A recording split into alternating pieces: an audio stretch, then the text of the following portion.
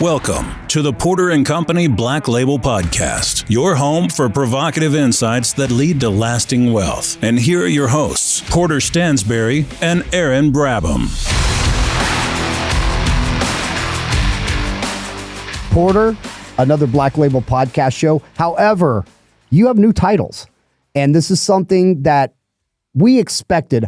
I knew it would happen. I didn't know it would happen so soon. But I'd like to personally welcome the chairman of the board and the current CEO of MarketWise. Thank you. I think Mr. Chairman is what I think. Mr. Chairman. Thank you. That's all I need. Yep. And also, more importantly, Brabsy, we are here in a brand new studio at the barn. Yes. We're still humble, still working at the farm. That's right. At a barn, and here to serve the subscribers. Yeah, absolutely. By the way, lots of wins coming our way lately. I had my first hole-in-one. I'm going to brag about that right now because it doesn't happen that often. And it was at your country club, Baltimore Country Club. You couldn't make it. You're recovering from a little bit of a cold, and we just had meat day. I was recovering on multiple levels. Now, can we tell our audience what meat day is? Because Sure, I don't think they know. Sure, absolutely. So meat day was something I started way back in 2007 when I had my first child. And as soon as you have a baby, you realize all of a sudden you're not playing golf on Saturdays anymore. Because your wife is like, glad you're home. Here you go. Yeah. Doesn't matter how much you worked, by the way. Doesn't matter. Doesn't matter what you did. No. So I had to figure out something I could do to get together with my buddies on the weekends. And I got into cooking barbecue. And so I told everybody, hey, bring over your favorite protein, bring over a piece of meat, whatever it is, and we'll barbecue it and we'll play the football, throw the football all day and watch college football and, act like idiots like we're still teenagers. And so Meat Day was born. And we've always started with the first course at 9 o'clock in the morning. It's 20-hour smoked brisket and a poached egg on top. And then we have a course every 2 hours thereafter and finishing up usually around 7, 9 o'clock at night. And there may sometimes be a large quantity of alcohol that's also consumed. Lots of great wine, champagne. You've got oysters, caviar this year. Mm-hmm. I mean, it was a great day. It was fantastic. Perfect. Lots of great friends. Always the first weekend in November. Beautiful fall day. And I'd love it if we could start this. We can create a movement. Oh. Maybe our listeners will organize their own meat days. Oh. And if they do, we'd love to see pictures. Send us a T-shirt from your meat day. We have our meat day T-shirts. We could do T-shirt swaps like the jerseys in football. That sounds like a great idea. We're going to bring America together. Who doesn't love a little bit of booze and a lot of barbecue? Americans do. Yeah. Let's not forget that tradition. We're having a great month, and we're glad we're with you today in the program. I know you're about to say this, but I just want to tell everybody to listen. We've got a great guest coming on, Grant Williams, and we say some really important things about gold and the credit cycles that I want you to listen to and make sure you think about and maybe take action on. And you go to grant-williams.com. Yeah. He's got great free presentations that I highly recommend as well. Okay, Porter, let's talk a little bit about some nuts and bolts about you being back as the chairman. Mr. Chairman yes. of MarketWise. So we had a little bit of confusion recently where it's like, oh, well, wait a second. Is Porter abandoning Porter & Company? Nope. We saw him on this forever portfolio thing over at Stansberry Research. And I want to clarify that. I want to clear the air of that because... Look what I'm wearing. Yep. Same thing over here.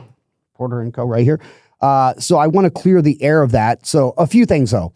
First of all, we had a few of our best subscribers, our lifetime Partner Pass subscribers, were a little bit upset because they didn't have access to the Forever portfolio over there.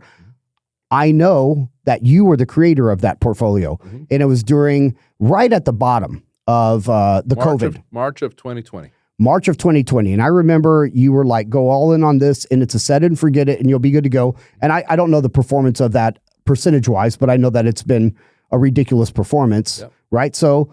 you will go back and endorse products that you believe. Well, hang on, everybody. Listen, I'm the largest individual shareholder MarketWise.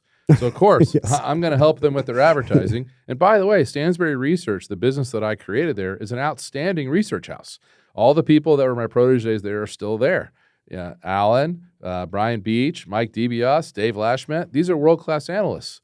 And yes, I hope you'll go buy their products. Please. I'm a shareholder. Yes. And I'm also the chairman and the CEO. That's right. I'm trying to make sure that business grows and does well for its shareholders. But meanwhile, I left that company 3 years ago. I retired in December of 2020. And as you guys all know, I started a new business, Porter & Company. And we're here in my barns. And the only place I'm going to write editorial or create new portfolios is here. So if you've purchased Porter and Company, you get me. That's what I'm selling. And you're still going to get that for sure. That's right. But here's what I want to clarify. The forever portfolio idea, we do that here. You write about this. You write about forever stocks. This is a staple of what you like to do. That's what I've done my whole career. I want our customers to rest assured we've got them covered. Don't worry about it. But just look on our back page. Right. Yeah. Yep. Those are our battleship stocks. That's right. Okay. Just wanted to clear that up, Porter. Now, some recent things in the news, and I know that you wrote about this. Let's talk about our first inaugural Porter and Company conference that we had right here in your backyard on the farm. Yeah. 241 people were roughly invited. What a turnout. The day was amazing. The kind of feedback that we had, it was unlike any conference they've ever attended. And these are the best subscribers, and these are the Alliance subscribers as well. What I thought made it so special was it was at your farm.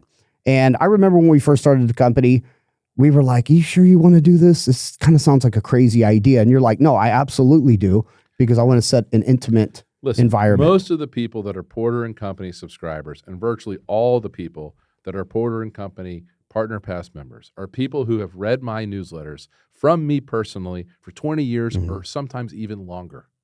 These are my best customers, and I want to treat them like family members, which means I have them at my farm. Yeah, so Porter, I want to talk about your specific big idea that you talked about on stage, because we recently just had our 5th U.S. bank failure, Citizens Bank, which is not small, by the way. Nope.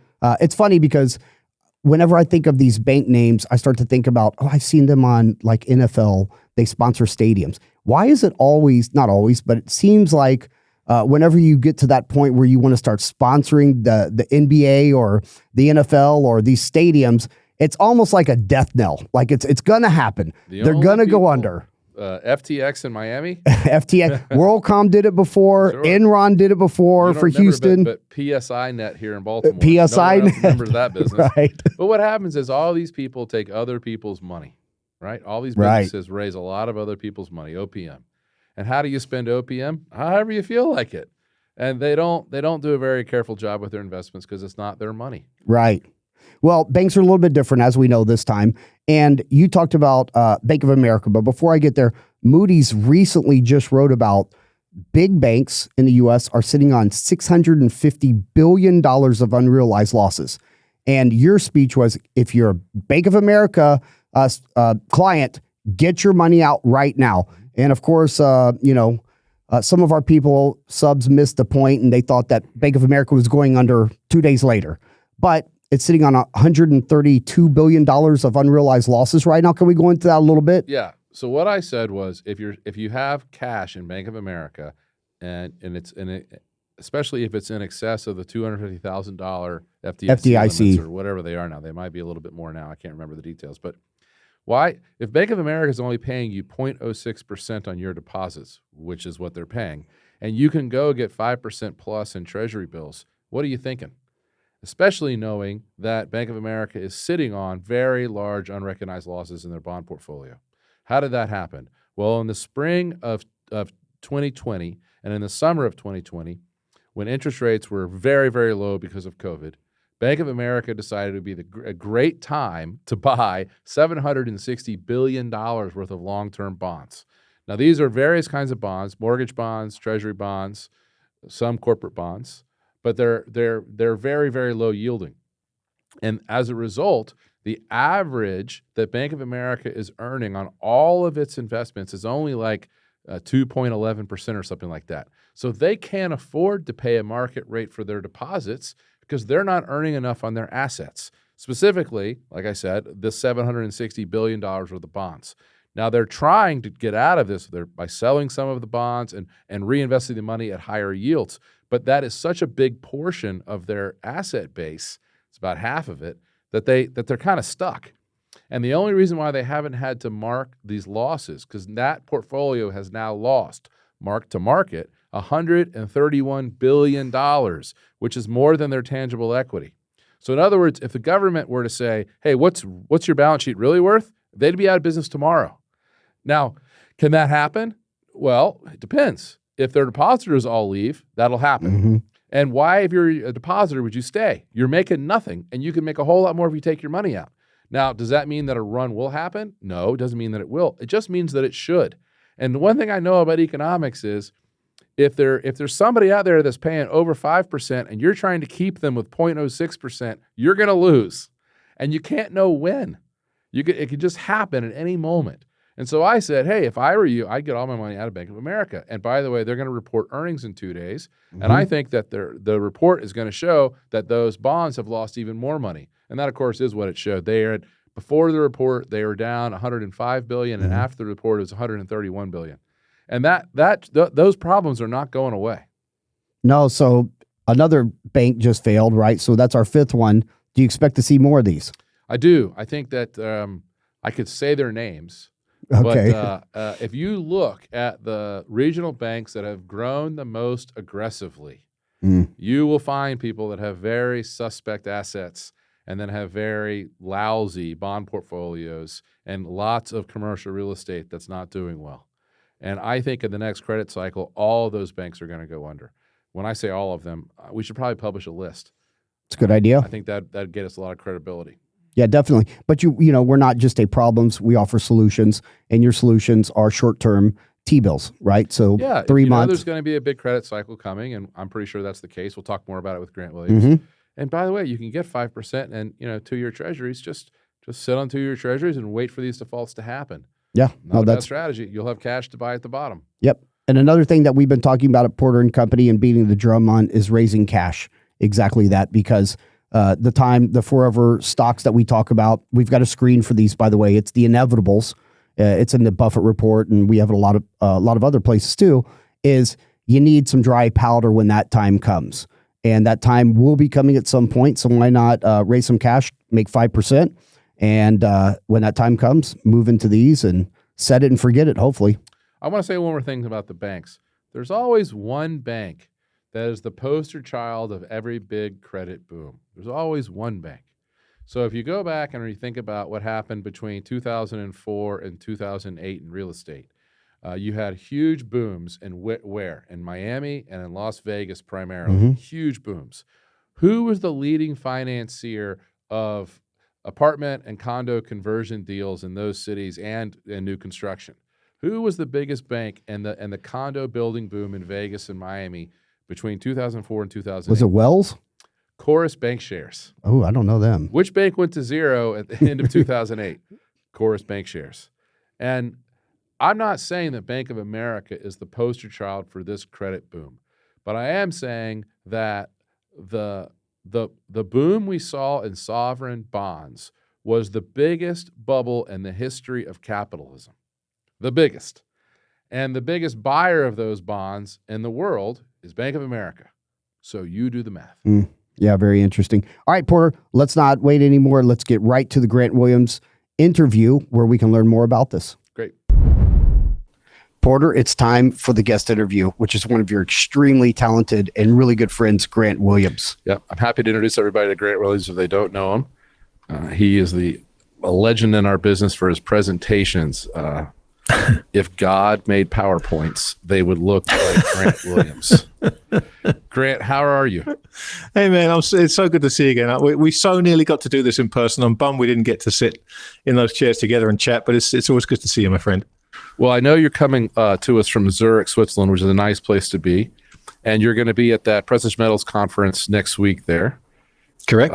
Anything about precious metals that strikes you immediately as being different than, say, the last decade? Ha!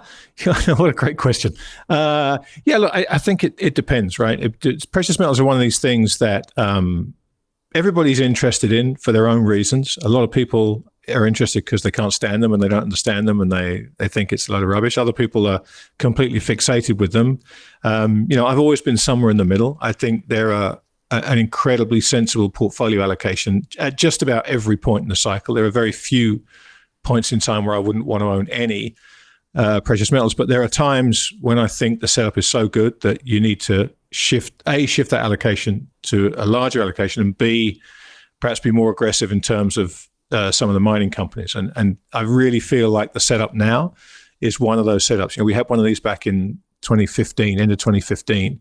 Funnily enough, I gave a presentation called Nobody Cares at that time. It tells you what the sentiment was like, and talked about the setup for precious metals.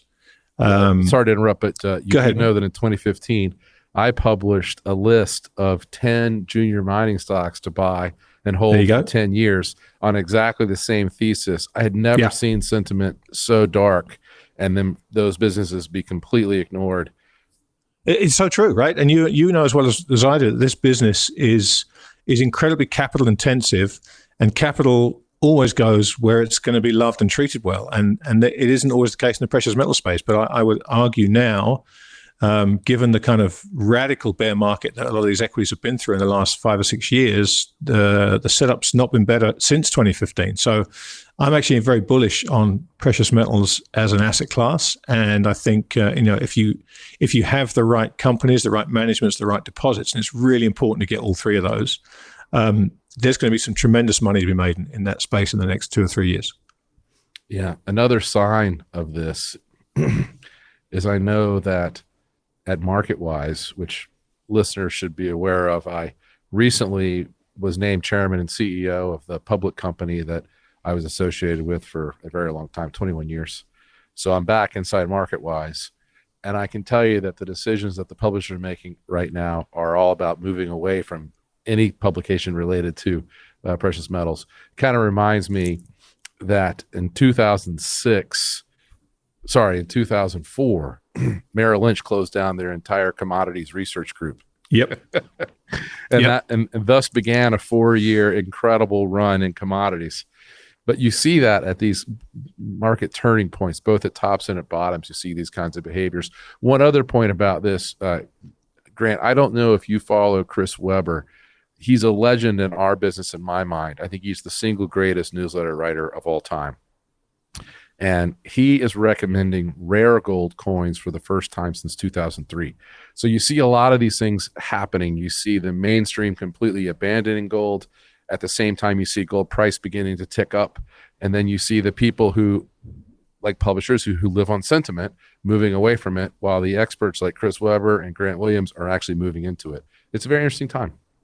Well, you like me, Porter, you're old enough to remember the famous Death of Equities magazine cover in 82, right? At a point in time where nobody wanted to be told about equities. They were trading at 6 times earnings with a 6% dividend yield, and yet nobody wanted to touch them. And that's the kind of sentiment that you have in the precious metals equities right now, even though, as you say, the gold price particularly is performing incredibly well given what real interest rates are doing. If you'd have told me real interest rates would do what they are doing now, I'd have told you gold would be trading $1,400. And here we are knocking around 2,000. Let me tell you, though, there's something about the Death of Equities cover that people forget. The Death of Equities cover was Business Week, I'm pretty sure. And I'm pretty sure it was 79. Now, but what a lot of people don't recall is that at that time, you could earn something like 12% in a long-term treasury bond. Yes, you could. And what people also don't forget is those treasury bonds outperformed the stock market from then all the way to 2008. 40 odd years. So if you bought a long enough duration bond, and I don't know if I'm doing that math correctly, no, those bonds would have then, that 30-year bond would have been still around. But in 2010, you've been okay. Anyways, my point about that is, everybody says, how could investors have been that stupid? Well, we forget because in our investing lifetimes, the last 25 years, there hasn't been any kind of interesting interest rate.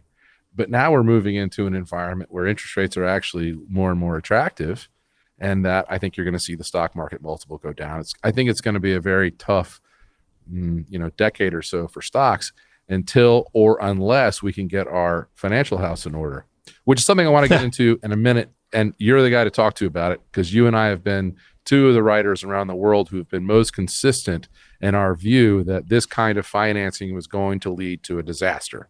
But first, you interviewed me about a year ago at my farm. It was by far the best interview I've ever done in my career. And you asked me a whole bunch of questions that I don't know the answers to in your life. So I want to take just a couple of minutes first and ask you some basics. Sure, go for it. First of all, just in general, where did you grow up? What did your parents do for a living? And what led, if anything, in your youth to an interest in economics and finance? Well, I grew up in a tiny suburban town about 20 miles southeast of London. The town was called Orpington. The nearest town anyone's ever heard of is a town called Sevenoaks. It was commuter belt, nothing special about it. Small town, maybe 50,000 people, no more than that. I went to a great school, a grammar school, which was a state school, but a really high quality education. My dad was the company secretary for a merchant bank, and my mom was a housewife because Porter, back then you didn't need two parents working to be able to afford to raise a family of two kids in it, right? Mm-hmm. It's a different time. So I went to school. I went to a great school. I was smart and lazy, a terrible combination. I kind of coasted through all my exams. My school report was basically handed back every year, just the same thing. Could do better, could try harder, same thing, right? Every time. Sounds very familiar. And then, yeah, right.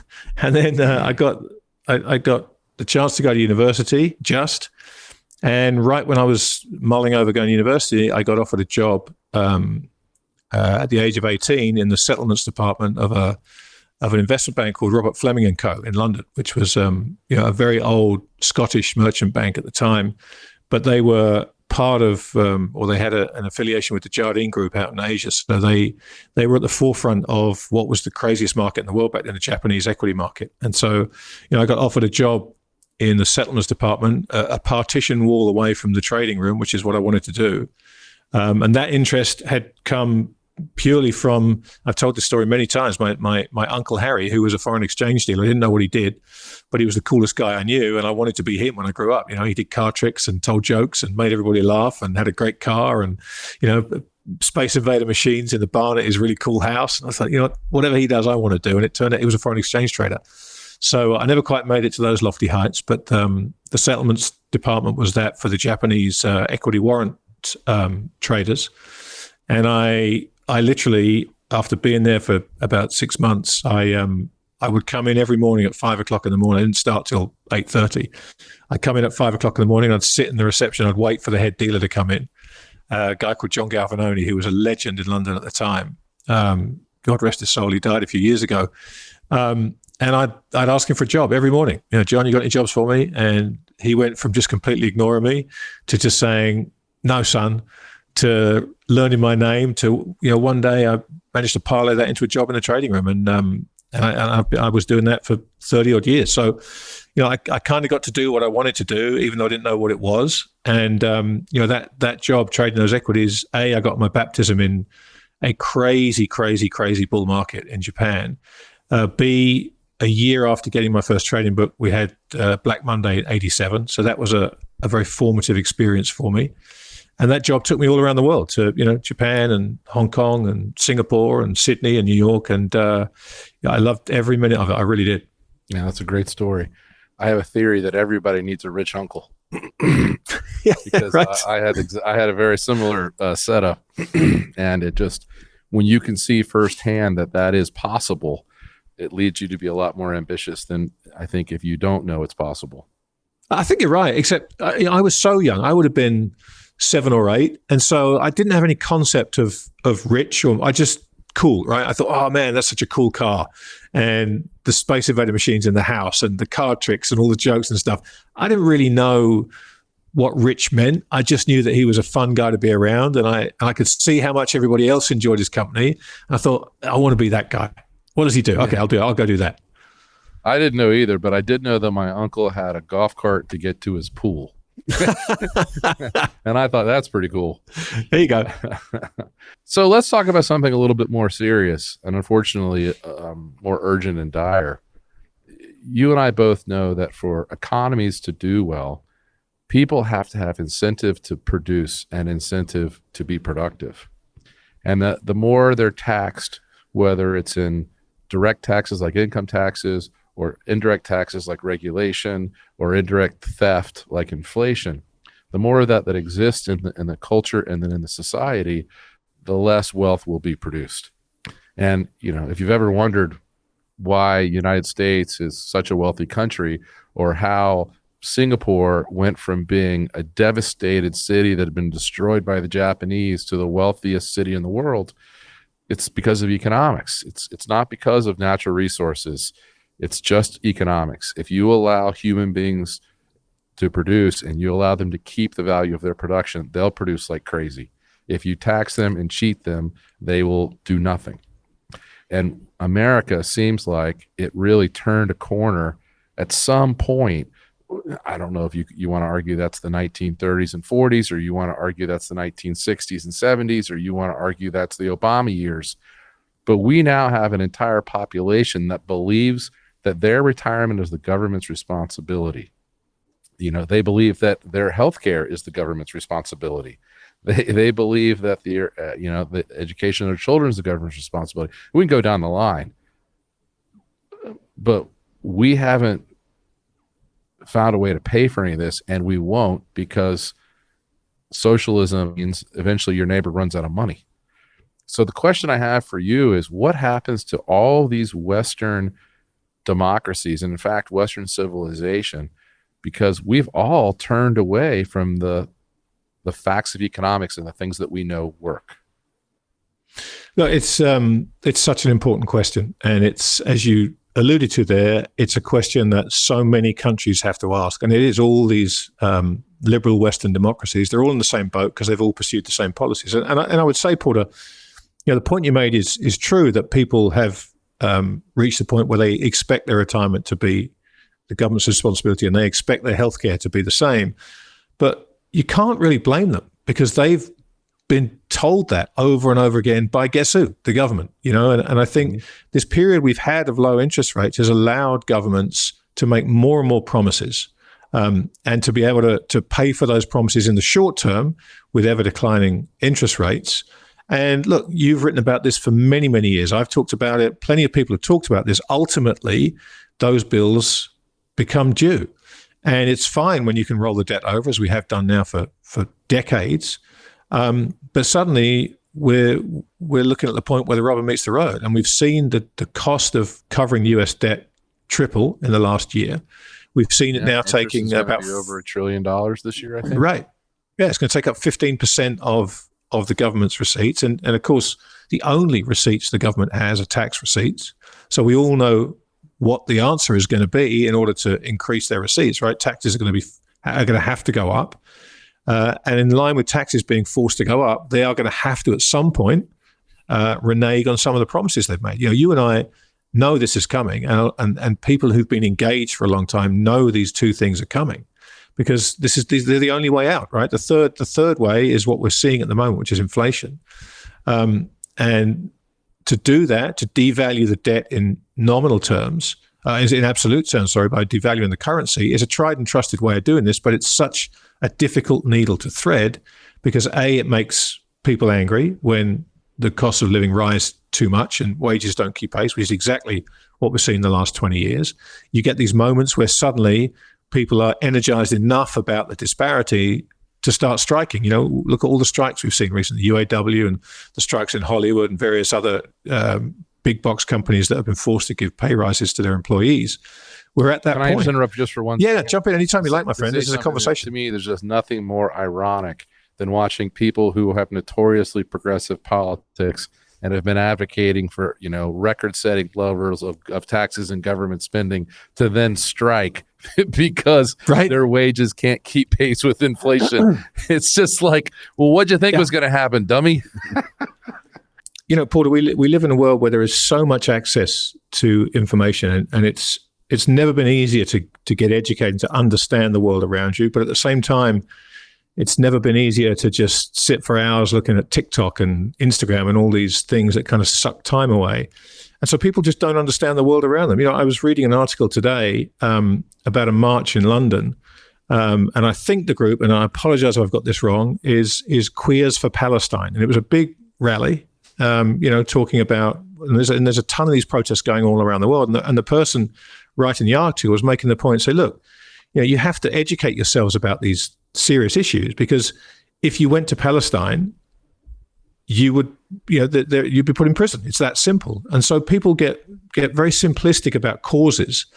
But inflation is the one cause that hits home at people. And When you can't afford to put food on the table and you can't afford to put a roof over your family's head, then people get really angry and they get out in the streets and they vote out incumbent political parties and they set fire to things. And all the stuff we're seeing now, guess what? We saw it in the 70s when we had exactly the same problems. So I think we're at a point now where it's really important to understand that none of this stuff is coincidental.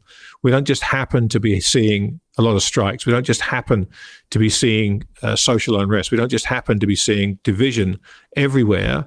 It comes back to the things you were talking about, that these unsustainable debts, these unfulfillable promises have reached a point where something has to be done about them, and it's going to be confiscation through inflation. It's going to be tax increases. It's going to be the cutting of benefits, and that tends to happen at points like this where the public are getting very antsy, and the political scene is going to be a mess going into this next election, a real mess. You think 2020 was bad? Wait till you see this next election cycle. It's going to be chaos. Yeah, I just saw a clip from my friend Cuppy, Vivek Ramaswamy, who put out the Vivek calling out the media in public in prime time, and I'm like, uh-oh. Yep. He needs a security detail. Just wait. I guarantee you within 10 days, there's going to be people alleging that he was having sex with underage children or doing crack, or something will. You can't. There are things you're not allowed to say. Well, it's interesting, right? The media is corrupt and has corrupted our elections. You're not allowed to say that.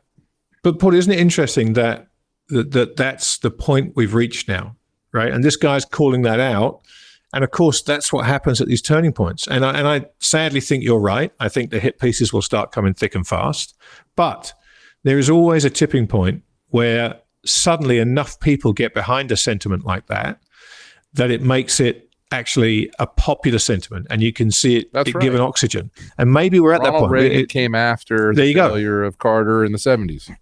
There you go, right? So maybe that was the opening rally cry of a move to do something about the bias in the press and to do something about the way that stuff's handled. I don't know. I live in hope, because I think the sooner that happens, the sooner we can start the pendulum going back the other way. But it was a very interesting piece to see, that's for sure. You know, the one nice thing about getting older is that, back when I was in my 20s and 30s, I was very aggressive and motivated about changing these things. And now I'm in my 50s and I realize, A, I can't change any of it. And B, it doesn't really matter because I ain't got that long left. It's going to be somebody else's problem, not mine. But I did want to ask you, I have a feeling, and it's just a feeling, and at some point soon in our subscription materials, you'll see all the data behind this. And we might even put up a chart or two in this podcast to help you understand what I'm trying to say. I think there is a very serious change happening in the credit cycle. People are defaulting on auto loans at unprecedented rates, even beyond which happened in 2008. And people generally don't ever default on auto loans unless they're deliberately rolling over into a cheaper auto loan. And with interest rates so much higher, that's not what's happening. These are people who genuinely can't afford to pay for their cars. And like I said, that doesn't happen because you can live in your car, but you can't drive to work in your house. So generally, if people are in credit trouble, the car is the last thing they default on. The other interesting thing I would point out is when we put this chart up, you're going to see that there's no relationship anymore between student loans and default rates because the government's not letting anyone default on their student loans. So all those loans they're going to be defaulted on. They're never going to be repaid. The auto loans, there's going to be a huge default cycle that takes place. And of course, credit card loans too. And then eventually maybe even mortgage loans. But mortgage rates are so low that I think you'll see them be okay. But my question to you is not just about the credit cycle and the consumer, but maybe even more importantly, there's about 40% of the Russell 2000 that can't earn enough to even pay their existing interest rates. So what do you think, assuming, if you will, I'm not saying that you are saying so, I'm saying assuming we tip over into recession next year and assuming that unemployment goes from 3% to 6 or 7%, which wouldn't be that severe of a recession, do you think we might see something historical in terms of a credit cycle? Yeah, well, look, we've seen a historical credit cycle already, right? But it just happens to have been a positive one. And so no one's been worried about it. Everyone's been just cheering it to the rafters, and every year lower rates has been great. But if you look back, this is This is an incredibly historic credit cycle on the upside. And the chance of that not being echoed on the downside is very, very small. Now, central banks will do everything they can to avoid that because it's going to be so damaging. The amount of credit that's built up in the system, and to your point, the number of zombie companies there are that cannot sustain their debt payments through their course of business is just unbelievable to me. But it never mattered. It never mattered until rates began to do what they're doing now. And now they're doing it fast. And the Fed has been desperately trying to convince people for a year and a half now, look, guys, we're serious. Not only are we going to raise rates, but we're going to keep them up for longer. And, still the equity market doesn't get that. Still the equity market is not priced for what the Federal Reserve are desperately telling them is going to happen in the next year to 18 months. So we've got that to come. We've got that moment where markets realize that, they really are serious, and this is the world we've got to face for the next little while. We've got the catch-up in unemployment still to come, and we have the unwinding of this credit cycle. And all the points you made are absolutely correct about all these defaults we're seeing. And also, Porter, credit card interest rates are the highest they've ever been right now. We've seen the consumer put more and more on their credit cards. More and more of it is necessities rather than kind of vanity purchases. The headline numbers suggest the consumer is in okay shape. Underneath it, if you dig into the data at all, which I know you do, you can see that is far from the case. Underneath, the foundation's been chipped away piece by piece. We just haven't reached that tipping point yet. And I think most people thought that tipping was going to be at an interest rate level, an absolute level. Either rates would get to 3%, and that would be enough, or 4%, or maybe 4.5%, and that would be the tipping point. But I suspect that the actual tipping point is going to be the length of time that these rates stay where they are. There's going to be a point where people can't actually take it anymore. They're hanging on, thinking the cut's coming anytime soon. But the data's confounding them and not giving the Fed any room to cut. The only thing that is going to give the Fed room to cut now is once this process starts. So I think it's kind of chicken and egg. I think that process is much closer to happening now than it has been at any point in time. And look, you and I know you can't put a time on it. You can't say when something like that's going to happen. But the evidence continues to mount every single time an official statistic is released, that if you bother to look into it, that the deterioration, both in the state of the consumer and the state of the economy, is actually accelerating. So, anybody that believes that we're going to get through this, there's going to be a soft landing or a no landing scenario, I suggest is just smoking something, because I just don't see any way out of this now without some kind of major correction at some point in the next 12 months, probably sooner. Yeah. And I think that's what's, in my opinion, of course, that's what's giving rise to the move in gold.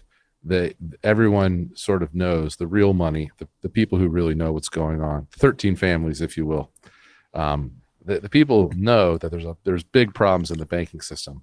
And if the Fed is reluctant to bail out the banks, particularly the regional banks, there could be a lot more financial uncertainty that develops as the credit cycle rolls over. And that's when people go to gold. They go to gold when they don't trust the money, or they don't trust what the Fed's going to do to the money next, or they don't trust the banks. So that's why you see Bitcoin moving up and gold moving up. And I think that'll probably continue for the next sort of while. Well, look who the biggest buyers of gold have been. That's all you need to know. The central banks, right? They bought more gold in the last year than they bought at any time since the 1950s. Yeah, it does tell you a lot. They were perennial sellers for many, many years under the Washington Agreement. They were all saying that we're going to sell. Let's be gentlemanly about this, and we'll stipulate how much we're going to sell. That agreement quietly went away a couple of probably 8 or 9 years ago. And last year, central banks bought more gold than they bought in 70 years. And that should tell you everything you need to know, because they're price insensitive. They have unlimited balance sheets. They can print all the money they want. So why are they buying gold? There's a very obvious reason for that, and people need to pay attention to it and just believe that. Yeah. I've wanted for a long time to write a little pamphlet, or maybe a sales letter even, that says who's been buying all the gold, and tell the story of history about how empires and countries that have great economies and that are on the rise buy gold, and that countries that are in decline and heading into trouble begin to lose their gold. And Canada recently, and Canada, why yeah. you should the really UK, another example. Yeah, yeah, it matters, right? You and I know gold is money. J.P. Morgan said that everything else is credit, and he was absolutely right. But there are points in the cycle where that doesn't matter, and when you have the tailwind of free capital, which we've had for such a long time now, it doesn't matter. But once we get to the kind of purging part of the debt super cycle, gold matters an awful lot. And if you don't have it before it matters, good luck trying to get hold of it when it does without paying elevated prices. Grant, you're one of the maybe half a dozen people that I think are must reads for anyone that cares about economics, finance, and that either has a lot of money or seeks to have a lot of money in their lifetimes. Tell us your website address. I believe it's Grant Williams. Grant-Williams. Grant-Williams. Yeah, hyphen dash. That's it. Yep. Very easy to find. Very easy to find. I say dash. It could be a hyphen. I don't know. Yeah. Yeah. And that's it. I know you have some kind of subscription service. What I would tell people is whether you want to buy his service or not, go to his website, grant-williams.com, and look at his presentations, which he has up there for free. They're extraordinary. I mean, they are absolutely the best in our business. I want to ask you one last question. I suspect you won't comment, but I know there are a lot of people who are longtime fans of yours that will be listening to this podcast because you're on it. And I just wanted to know if you would be willing to say anything about the ongoing situation at, what was it called? Real Vision. Real Vision. Sorry, about to say Real Value. Real Vision, the business that you were associated with in the past that does the long form interviews that you're famous for. Yeah, look, I won't say no comment because that would give you a win, and I'd hate to do that. But look, I co-founded that business back in 2013, and just poured my heart and soul into it. Enjoyed every minute of that ride. I stepped away at the end of 2018 after doing a year of long form, in-depth interviews, which I learned so much from, and which to this day I think a lot of them are available on YouTube. And if you get the chance to watch them, not for me but for my guests in those conversations, they're well worth your time. You'll learn an awful lot from those.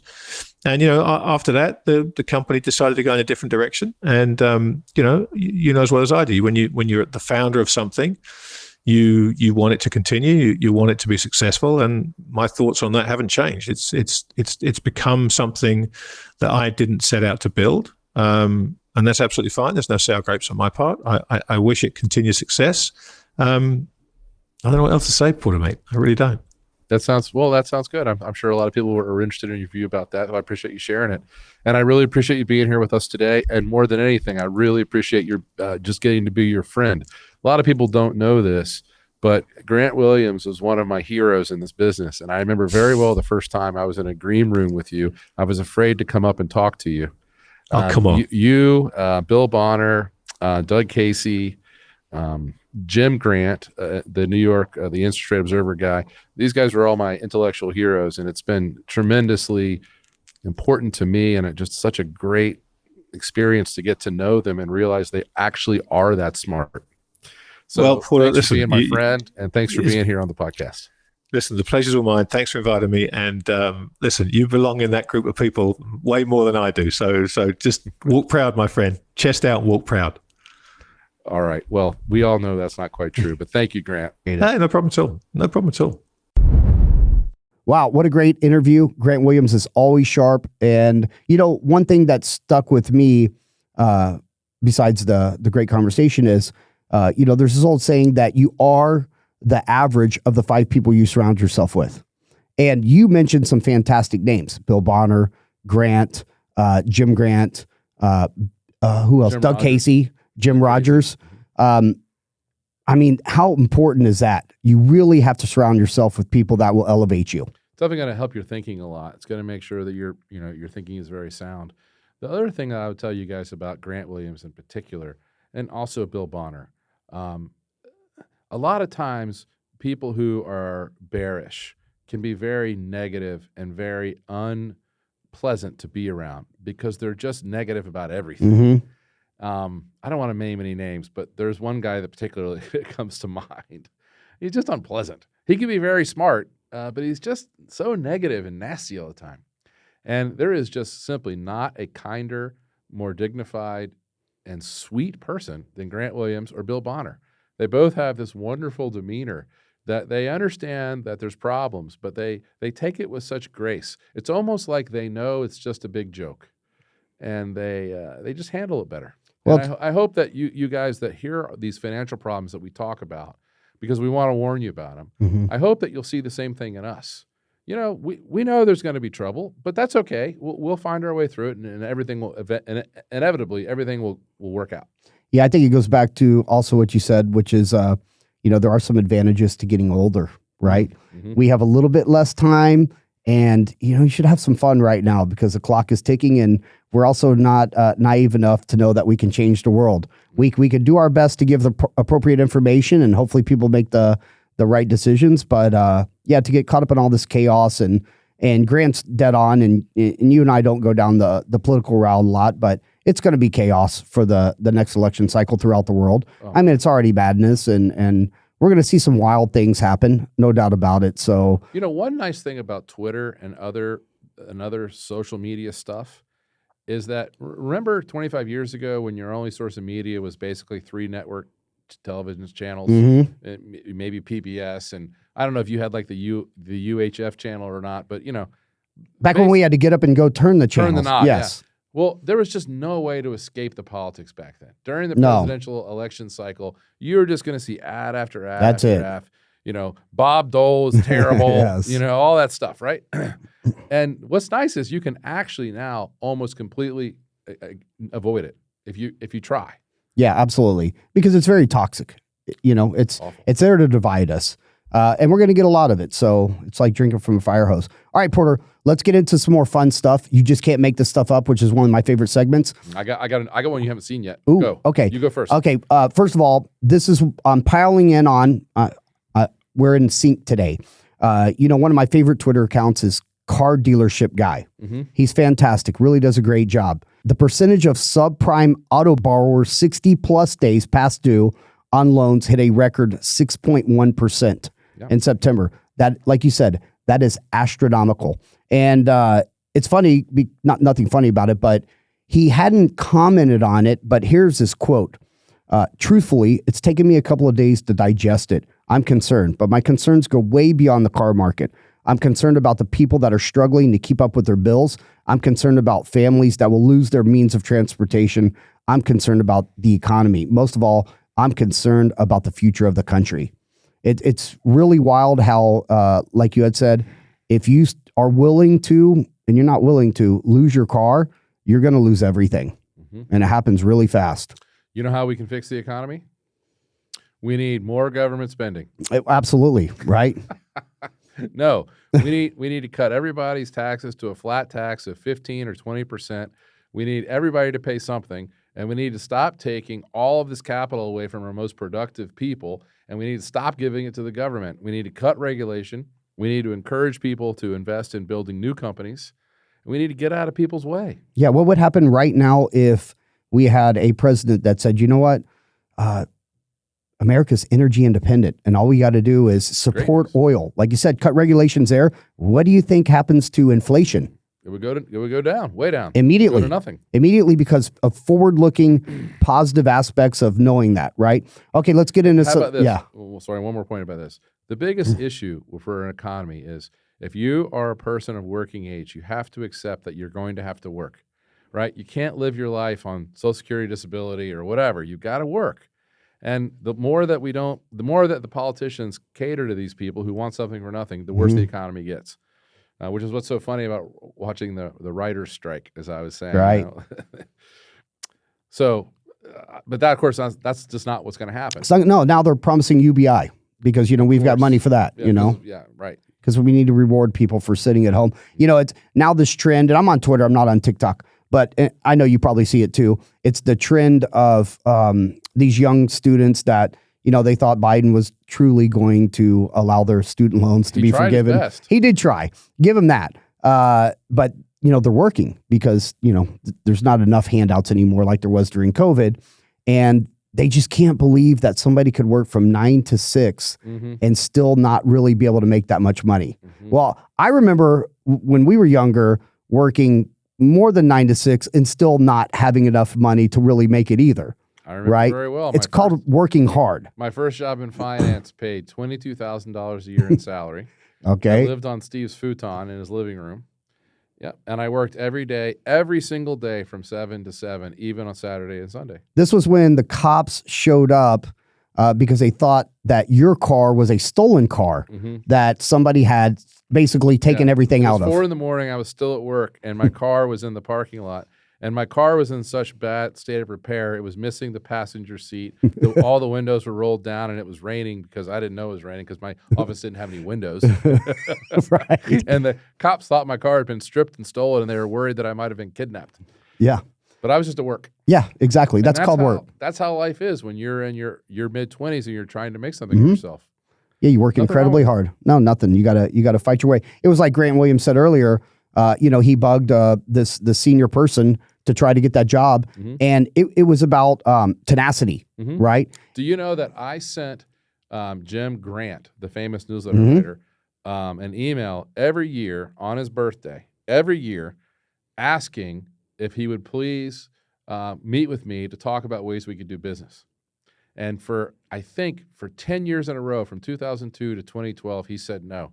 But then finally in 2012, so maybe for 9 years, he said no. Then on the 10th year, he said, my wife keeps asking me why I won't at least just meet with you. And so I went into New York, had lunch with him, and then we did some business deals. And then we got to know each other. And then I got to host his 75th birthday in New York. How cool is that? Proud of, Wouldn't have happened if you hadn't been tenacious. Tenacious, yeah. That's the only thing that really lies behind every successful person in business is that we just don't ever give up. That's right. There's no quit. No. It's almost like you have to be in certain ways a bit delusional in really believing. That's a fair description of me.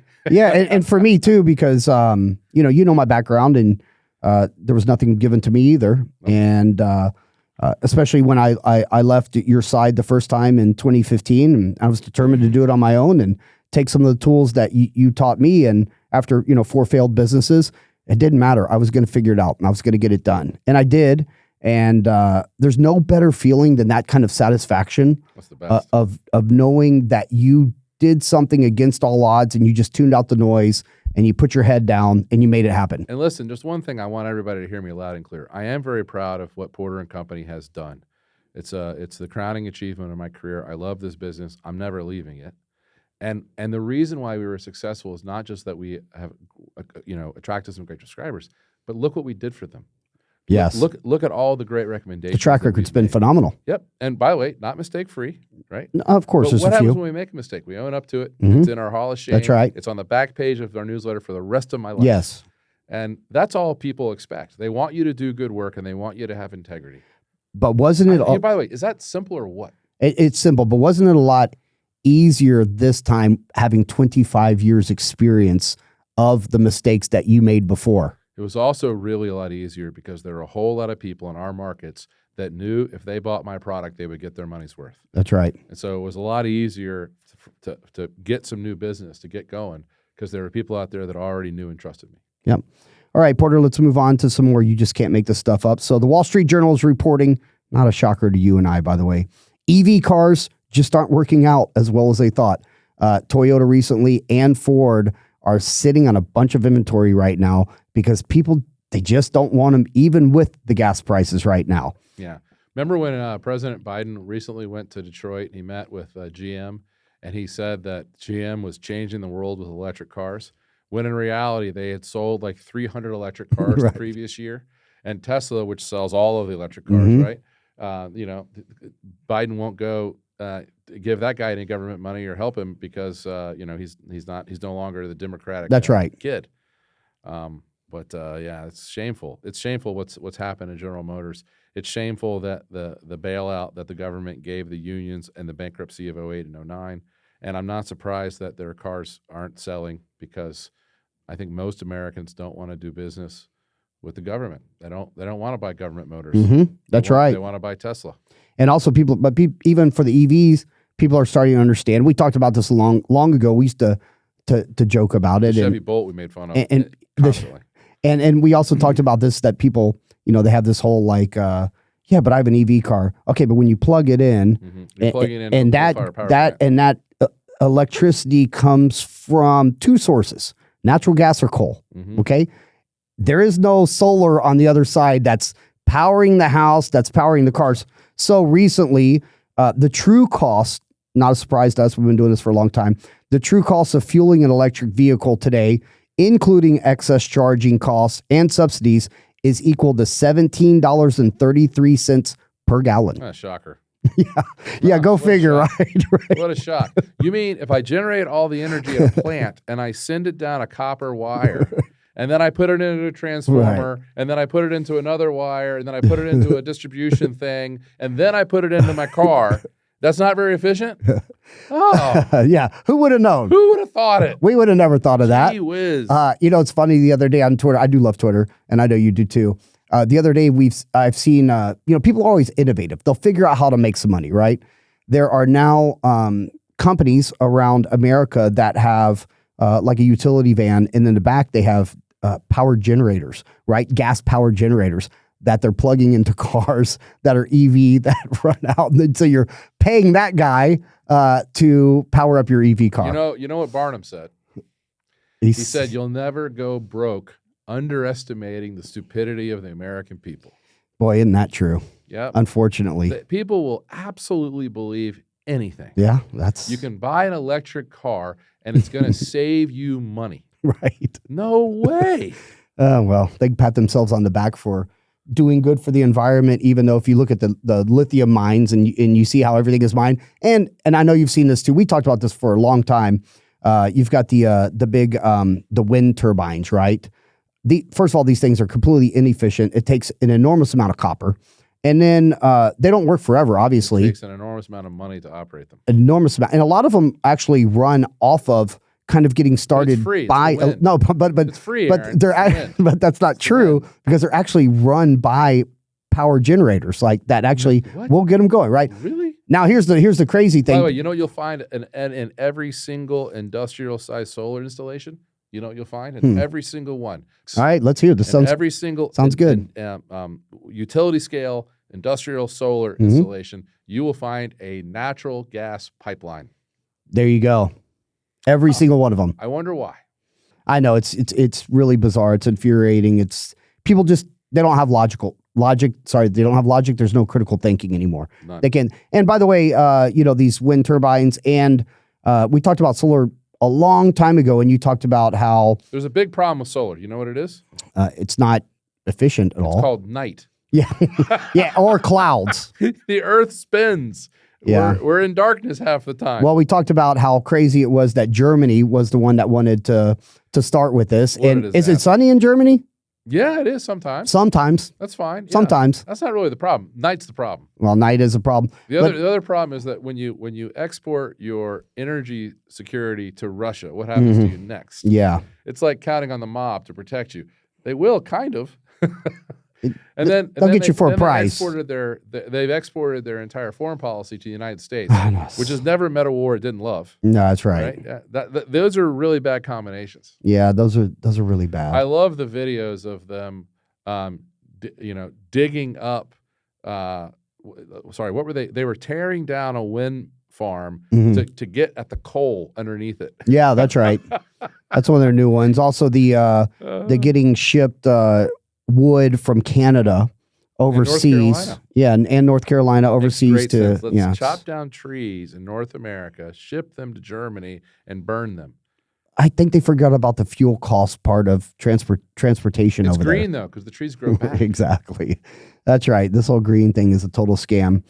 447,000 Americans are now working 2 full-time jobs. 447,000 Americans. 500,000 people out of 100 million families, more or Yep. less. Oh, okay.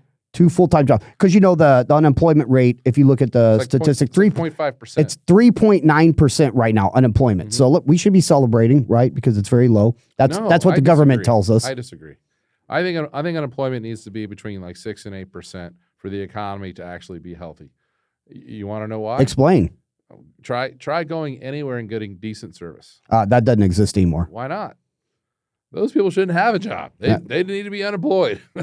Well, yeah. They need to know that's not going to cut it. They're going to have to work a lot harder. I tell you what, I'm over. I am absolutely over. I live down in South America. People work really hard there because there are no government handouts, and things are still relatively cheap. But what I'm over when I come to the United States, everybody wants a damn tip.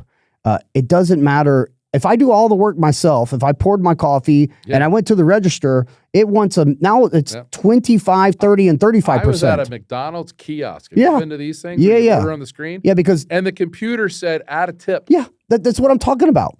No, I'm not doing it. To the computer? Right.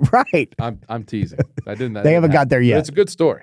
Well, don't let the facts get in the way of a good story. I can imagine my friends who are McDonald's franchisors calling me and being like, "What are you talking about? That does not happen." Well, I've been at some places that I just was completely baffled that they should deserve tips if I'm doing everything. By the way, speaking of McDonald's, as you know, it's one of the businesses that I admire greatly. Yes. Their franchise in San Francisco in the city closed. It had been around for 60-something years. I want the listeners, think about to yourself, when's the last time you saw a McDonald's location close? I don't think I ever have. What an incredible indictment of the progressive philosophy that has guided that city's politics for who knows how long.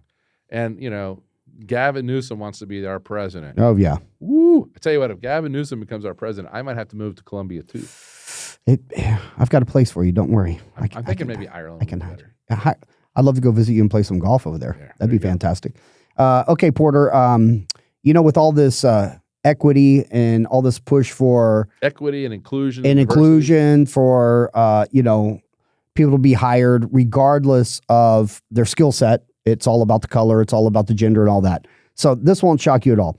The U.S. Equal Employment Opportunity Commission requires companies with 100 or more employees to report their workforce demographics every year. Bloomberg obtained 2020 and 2021 data for 88 S&P 100 companies, 88 out of 100, and calculated overall U.S. job growth at these firms. The overall job growth included 20,524 white workers. The other 302,570 jobs, or 94%, went to people of color.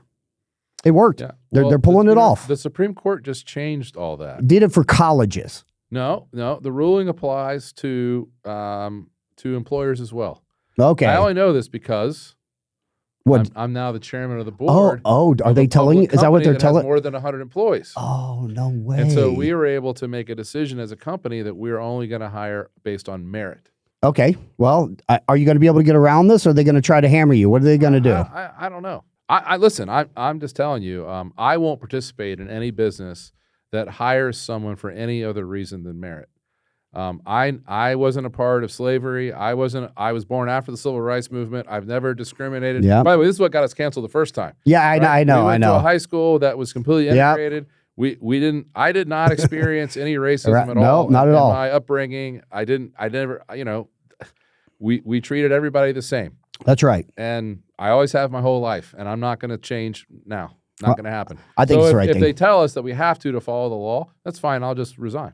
Okay. Yeah, I won't participate in any of that. I think it's utterly wrong. I think it's entirely un-American, and I think it's evil. Yeah, I think so too. And those kind of laws are what's going to cause racism. That's right. Oh, no, it definitely does. It's entitlement. It's the ultimate idea of entitlement, and we're not allowed to say that because we're two white men. Well, of course, and we're now the we're now the class that's no longer favored. No, not at all. And by the way, it's like the Prime Minister for Scotland, which I don't know if we talked about it before. Scotland is 96% white. Oh, and yeah, and he goes on a rant in front of Parliament, and he's like, the judges are white, the police officers are white, the congressional members are white, and he's like, we got to stop this, and that doesn't make any sense. You know, the people in Scotland are white because of evolution, because they need vitamin D, and it's not a great sunlight place. That's not. People get white there. Yeah, it's kind of what happens because they're from Scotland. Yep. It doesn't mean that they're evil people or that they're racist. Well, them, and also we've got a couple of congressional members of Squad have said that they will happily take in any Palestinians or Hamas members to our countries. So they're excited. I don't want any Hamas people here. I don't want any Hamas people either. No, Palestinians fine. That's different from Hamas. But even then, let's do some things with the border. Now they're estimating 10 million people under Biden have come over. This is an unpopular view. I got no problem at all with any kind of immigration. I think America has always been the land of immigrants, the land of the oppressed. I have no problem with that. What I have a problem with is letting people in so that they can be on the dole and vote for more progressive policies. Yes. So how about this? If you weren't born here, you're not getting any benefits. None. No Social Security, no Medicare, nothing. You get nothing. Guess what? People still come. Oh, they'd happily come, but that's, there's no reward system for the progressives. They want those people to be here. Let's go to a little bit of mailbag here. I only have one because there were so many that were kind of duplicates, but it was from the conference. I returned home from the conference this week, and I wanted to send a note of appreciation. The information shared by the presenters was top-notch. The food provided was better than any restaurant my wife and I ate at while in Baltimore. I'm amazed it was at no cost. I mean, they're subscribers. They're our best. Of course, we're going to take care of them, as we said. And that Porter was willing to host us at his home.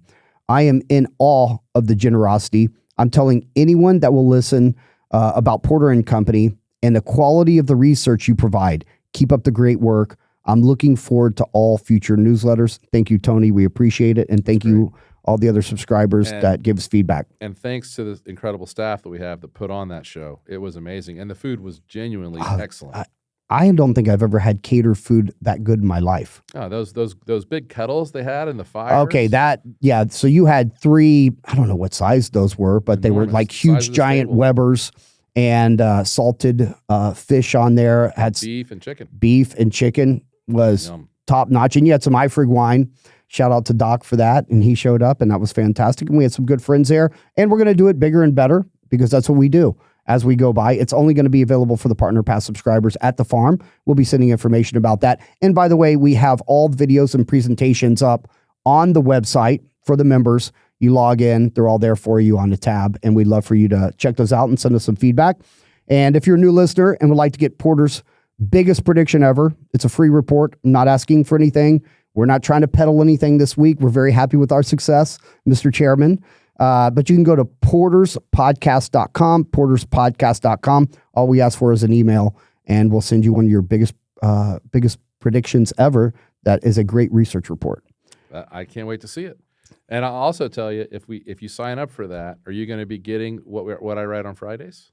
Yes, you absolutely will. So the other benefit, if you sign up, you get this report, and you also will hear from me every Friday. Every Friday. Yep. And that's a pretty good piece. Yeah. I don't know if anybody in the industry, I don't believe so, you would know better than I, that gives so much deep editorial content, deep research for free. I don't know anybody else. Well, it's really simple. If we demonstrate that we know what we're talking about, and you're going to invest money with us, then paying us, whatever, is peanuts. Mm-hmm. Paying us what are we charging now? $8,500 for a lifetime of our research? It's peanuts compared to all the stuff you're going to get, all the good ideas and all the money you can make. And one quick note on that, and we're going to get into it the next podcast. We do this once a month. We have some very exciting things that we're going to have with Marty Fritzen coming up next month, who's the Dean of High Yield, because that's another one of the ways that you can win big. That doesn't happen that often. And he's about to enter his Super Bowl. He is. It's going to be crazy. The last good credit default cycle we saw was 08, 09. There was also a very brief and only about 6 months in 2015, 2016. So these things happen roughly every 10 years, and we're about to have the biggest one in my lifetime. Yeah, and we've got the best guy in the world. Thanks to Country Club guy. He went and got him for us, and we're very honored to have him. And I'll do another teaser here. Porter, you have an incredibly talented, one of the smartest guys out there, Rhodes Scholar, who has... does he also have a law degree? Mm-hmm. Yeah, law degree at Yale, I believe. Yeah, his undergrad is in microbiology at Stanford. Microbiology. A law degree from Yale and was a Rhodes Scholar. And he's going to be our biotech analyst. And we'll be launching that, I believe, in January. January, we're going to be filming it. So look at the end of January, early February, only for the Partner Pass subscribers. Mm-hmm. But man, And here's the best thing. If you already joined us as a Partner Pass subscriber, what do you have to pay to get our new biotech project? Nothing. Nothing. It's included, as we promised. That's right. When I tell you lifetime, I mean lifetime. But we will be raising the prices because that's what we also promised you as well. Yep. So lots of great things coming. And let me tell you, I've had a couple of conversations with him. I'm blown away by his drive, his passion. He's got this industry report that I've never seen before. He's looking at this kind of cycle that's happening right now. Biotechs are so undervalued. They're so cheap. This is once again, just like Marty Fritzen, we're about to hit this biotech phase as well. Yep. So we've got some really great things happening. I would wager that the average return on our new biotech analysts' first dozen recommendations, which will come out over the next probably 24 to 36 months. The average return on those recommendations will be 50% on average over the next 36 months. Yeah, and you know this because you have a long history with your college professor who was your first employee, Dave Lashmet, who is a complete genius. Yeah, and 1 out of 3 of Dave's picks double. That's insane. I don't really understand it. And I think our new biotech analysts will be able to deliver the same exact quality. Well, that would be fantastic. I'm really excited for the future of Porter & Company. Mr. Chairman, congratulations on getting back in the king chair. Thank you, guys. And I really appreciate you tuning in. We'll see you next month. Thank you for listening to the Porter & Company Black Label Podcast with your hosts, Porter Stansberry and Aaron Brabham. We'll see you soon.